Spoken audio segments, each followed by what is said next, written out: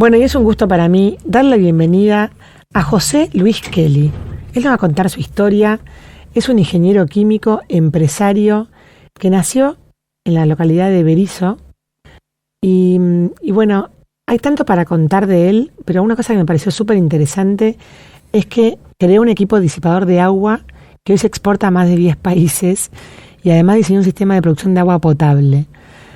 Patentó una patente sobre tratamientos químicos también muy interesante, y además fue jugador profesional de fútbol. La verdad que es una historia tan rica que no sabemos por dónde empezar, pero empecemos por el principio. ¿Cómo está, José Luis? Bienvenido a Citas. Muy bien, muy bien. Por lo menos con un poquito de fresco, vino lindo. Sí, agradecidos todos. Todos, sí. José Luis, bueno, ¿me quiere contar un poco cómo fue su infancia, su historia de vida? Usted se crió en el municipio de Berisso. Así es. Acá nomás, de La Plata, hoy estoy en La Plata hace muchos años y está acá a 20 kilómetros. Uh-huh. Es una ciudad, digamos, de trabajadores. Está lleno de empresas y bueno, todos mis padres fueron trabajadores y nos criamos en un ambiente de trabajo. Ahí no se podía hablar de otra cosa, o de trabajar o estudiar. No había otra cosa para hacer. Está muy bien. ¿Y usted fue a la escuela primaria? Fui a la escuela primaria, nunca me voy a olvidar que, bueno, los actos se hacían los sábados antes, no se cortaba la semana, y el último día del año, bueno, fui abanderado de la escuela primaria, y cuando llegué a mi casa estaba la mesa llena de ñoquis. Mi mamá había hecho los ñoquis al mediodía, bueno, sacaron los ñoquis, limpió todo, puso el mantel, y mi padre cuando sirve en la mesa me dice: te felicito por esto. Pero en mi casa, no, en esta casa no hay vagos, a trabajar o a estudiar, así, clarito. ¿Y usted qué hizo ahí? Bueno, hace 3 años murió mi madre, con 98 años, y bueno, tuve que ir con mi hermana, como todo hijo, a buscarla, a abrir los cajones que nunca había abierto en mi vida. Yo con 60 años nunca le abrí la heladera a mi madre, es una costumbre, que se lo pedía permiso, otra costumbre. Y ahí me enteré que tenía la libreta de trabajo de los 14 años, el cual es un orgullo. Ahora el 19 de diciembre cumple 60 años de trabajo, nunca paré. ¡Qué bárbaro! Y si tengo que volver a una reencarnación, pediría lo mismo, porque el trabajo, en realidad, yo entendí cómo dignifica el trabajo, porque el trabajo te da la libertad, te da la creación, te da poder hacer cosas. Yo pude estudiar gracias a una biblioteca pública, porque no me pudieron mandar al jardín porque no había plata, uh-huh. Pero aprendí en esa biblioteca, que la tenía a 3 cuadras, y ahí me compraban los libros y pude estudiar primario, secundario, universidad, y bueno, después lo pude retribuir fundando 4 bibliotecas. Soy el creador del proyecto para que haya bibliotecas en la escuela primaria. Estoy hablando de hace 50 y pico de años atrás, porque yo, como lo viví en mi caso, yo digo, bueno, todo aquel que no tiene libro, bueno, yo siempre ponía el libro UPA, ¿no? Por lo menos tengamos el libro UPA y que los chicos puedan tener el libro en la biblioteca y puedan ir a estudiar. Claro. Entonces ahí nació, después de ahí vino el estudio de bibliotecaria para la escuela y demás, ¿no? Y después, bueno, pero el fundamento fue ese, pues que todos los chicos puedan estudiar. Qué importante esto. Como lo pude hacer yo, ¿no? Qué importante esto que dice José Luis, que el trabajo da libertad, ¿no? Porque le da a usted una posibilidad de poder elegir un poco más el destino. Sí, yo creo que hay que arrancar al revés. Yo creo que el estudio da el trabajo. Ajá. Y el estudio da libertad en el trabajo. Bien. Yo baso mi vida en el estudio. No, yo vivo al día de hoy todos los días estudiando. Si no leo 3, 4 horas, o miro, busco, comparo, leo 8 diarios todas las mañanas, 6 de la mañana, 8 diarios, 3 Vanguardia, El País, New York Times, y los de acá, y el de La Plata, y para las cosas locales. Y bueno, y después no leo más del diario y saco notas de ahí, y leo y busco, y antes había que ir a una biblioteca. Hoy este tema de internet está muy desaprovechado porque la gente la usa para tonteras, la usa para cuando hay una riqueza brutal para buscar, informarse, proyectarse, ver, diseñar, construir cosas nuevas. Pero bueno, qué sé, algunos lo aprovechan y otros ven pasar el tren, ¿no? José Luis, dentro de toda su trayectoria, tuvo una época deportista. ¿En algún momento pensó en dedicarse al deporte? Mire, realmente yo jugué 3 años al fútbol profesional y 18 o 20 años al básquet. Mi vida fue el básquet. Al fútbol llegué de casualidad. Mire, la verdad que si le cuento la historia es larga, pero un día necesitaban uno y vení, completaba una planilla y empecé a jugar. ¿Y por qué no venía a entrenarte? La cosa que al año me habían vendido a Nueva Chicago, de acá de La Plata. Jugué un año en Nueva Chicago y después jugué un año 6 meses en gimnasia. Y gimnasia me pagó enero, igual que ahora, le debe 3 meses a los jugadores. Y llegó junio y no me pagaron más en todo el año. Y llegué un día a mi casa y no había para comer. 3 meses de huelga de YPF, me acuerdo. Y bueno, y ahí a partir de ahí me fui, abandoné el fútbol, pero seguí el básquet. No me gustaba el vestuario de fútbol. Mucha envidia, el vestuario de básquet es otra cosa. Ajá. Y bueno, aparte me gustaba, los amigos, el básquet se convirtió en una descarga al estudio, ¿no? Uh-huh.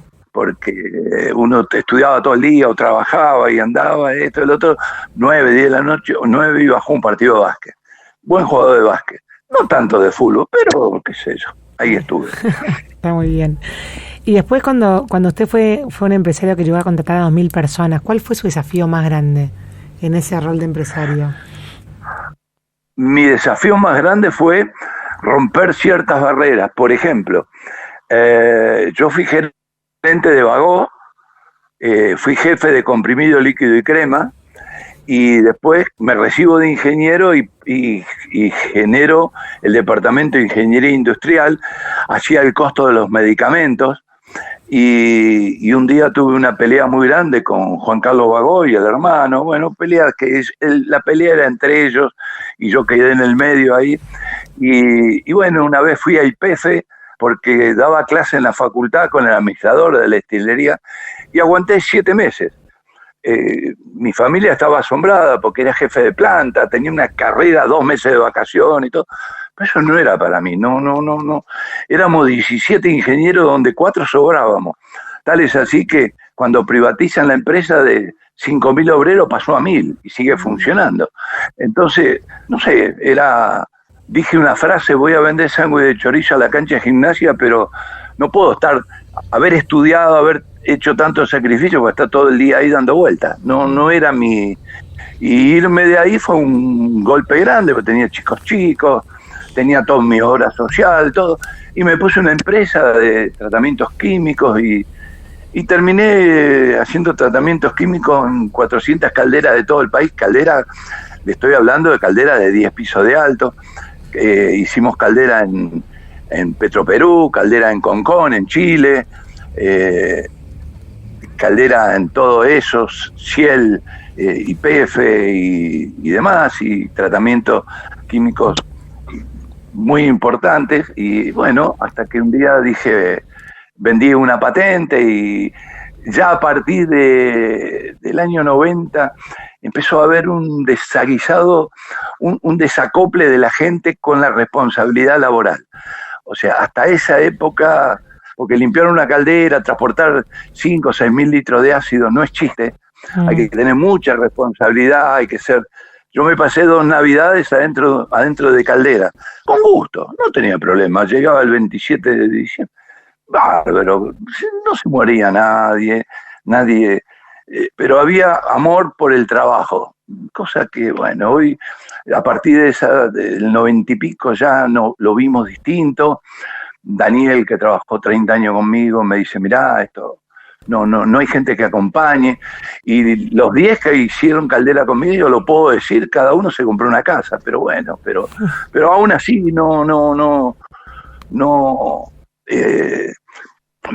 yo digo que el amor por el trabajo es vocación, es como el docente. Yo tuve docente que si faltaban un martes, el sábado nos daban clase. Y bueno, y hoy, qué sé yo, no veo la misma sintonía, no la veo yo por lo menos, ¿no? Siguiendo un poco con su historia, José Luis, usted después cuando termina toda esta trayectoria empresarial, en algún momento escribe un libro. ¿Por qué hace esa? Ahí está. Ahí está el principio de la degradación de la Argentina. ¿Por qué escribió este libro? Uh-huh. Este libro lo escribo porque en el año 93, precisamente, el Banco Crédito Provincial, que estaba manejado por Francisco y Pablo Truso, que eran los hijos de Francisco Truso, que era embajador en el Vaticano y miembro del Banco Ambrosiano del Vaticano, era conocido en la zona, el Banco Crédito Provincial, era conocido como el Banco de la Iglesia. Tenía 60.000 ahorristas y 6.000 cuentas opción. En el año 93 empezó a teclear, yo termino un trabajo en Mar del Plata, en la caldera que está en el puerto, y otro en Necochea, en la caldera que está en Quequén, y ellos se quedaron con el trabajo, con la plata. Y entonces, bueno, fue una disputa y empezó un juicio.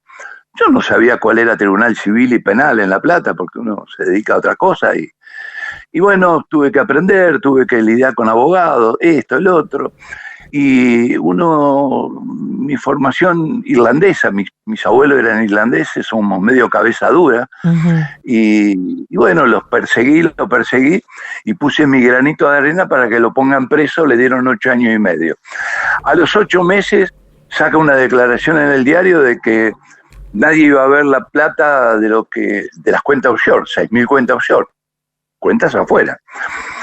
Y entonces, bueno, Monseñor Aguer puso $1 millón. Todo lo que le estoy diciendo, si hoy usted lo busca en internet, lo va a encontrar. Ponga Francisco, Pablo Truso, Monseñor Aguer, la plata que puso, todo. Entonces, bueno, me quedé, le preguntan a Monseñor Aguer, dice, a los amigos no se lo abandonan, por eso puso la plata. Y me quedé con eso, pero al año vino un señor que le quedaban 3 meses de vida, que nos conmocionó a todos en la empresa, y me trajo la lista de las 100.000 cuentas offshore. Ahí empecé a entender qué estaba pasando en la Argentina. Bueno, porque ahí había personajes de todo tipo, incluido eclesiásticos con muchos millones de dólares afuera, ¿no? Cuando veo todo eso, en el simultáneo, nace el Pacto de Olivos. Que el Pacto de Olivos, yo no entiendo por qué en la Argentina no está defenestrado, no está enjuiciado como realmente yo lo veo de esta manera. El Pacto de Olivos que hace Menem con Alfonsín, todo el mundo dice sí, porque Menem fue por la reelección y Alfonsín se sacó el 3er senador. Sí, ese es el título. Pero abajo cuerdas inventaron el Consejo de la Magistratura. Y entonces usted dice, bueno, inventaron el Consejo de la Magistratura. No. ¿Sabe qué fue el Consejo de la Magistratura en ese momento? En ese momento y a posteriori. El Consejo de la Magistratura fue la institucionalización de la impunidad. ¿Por qué? Porque el poder político, todo, y digo todo el poder político, elige al presidente, elige a los gobernadores, elige a los intendentes, elige a los ministros y secretarios, elige a los jueces, y para llenar el álbum de la corrupción, elige a los integrantes del Consejo de la Magistratura que deben controlar a los jueces. Entonces, esto es está claro. Yo me di cuenta en el 98, tomando un café con un amigo, cuando me trajo el decreto, me dice, toma, para que te entretenga. Sale ahora, fue el 94, el decreto en el 98. Y dije, esto destruye todo. Bueno, ese libro se llamó cómo eliminar la desocupación y corrupción y tener justicia independiente. Que le voy a dar 2 datos. Déjeme tomar un poquito de agua, porque si no... Sí, tenemos que empezar a cerrar la nota, José Luis. Pero ese libro trae algo muy importante. En la página 24 hablo de casta política.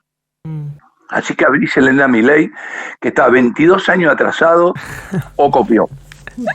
Claro, clarito, no sé, qué sé yo, está que bien, busque. bueno. Vamos a... En la página 31 sí. Hablo del Consejo de la Magistratura, que generaba... no iba a generar jueces independientes y esto traía una gran corrupción. Y en la página 184 y 185, se lo puedo mandar, cómo la legislatura de la provincia de Buenos Aires, a la cual usted pertenece, se robó en 17 años de democracia, estamos hablando del año 2000, 2.346 escuelas de una manzana, $1 millón cada uno. Al día de hoy persiste lo mismo. Y ahí nació este libro. De este libro me vino a buscar Bilardo, que lo leyó. Bueno, buscó al presidente estudiante, él me conocía.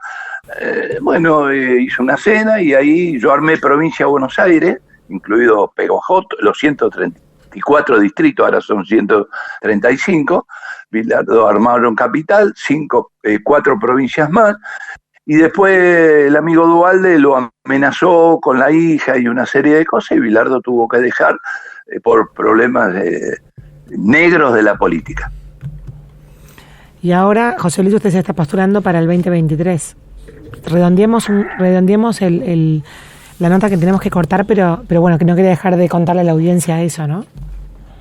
Bueno, ¿qué pasa? Voy a Estados Unidos, viajo mucho, he viajado por más de 100 países y fui a Naciones Unidas a estudiar unos temas, y un senador de Estados Unidos me dijo muy claro: ustedes no van a resolver el tema hasta que el candidato escriba lo que va a hacer. ¿En qué acto de su vida usted da un cheque en blanco? Me dio una paliza, pero clarita.